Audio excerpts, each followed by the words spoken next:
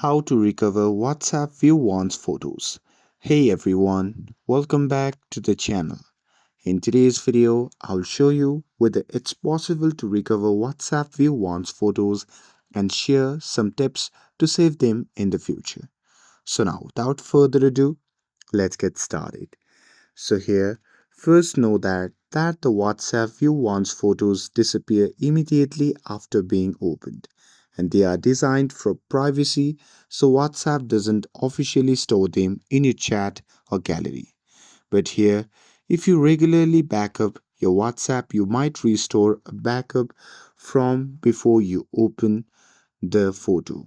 So here, to do that, you can simply tap on the three dot in the top right corner and then select settings, and here you can simply scroll down and tap on chat, and here you can simply tap on chat backup, and here you can check the last backup date, and if the backup was taken before viewing the photo, then you can uninstall and reinstall WhatsApp and restore that backup.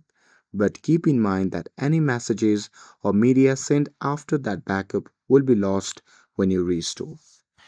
And with that, another step is for future view once photos, you can take a screenshot while viewing it or use a screen recorder to save the content.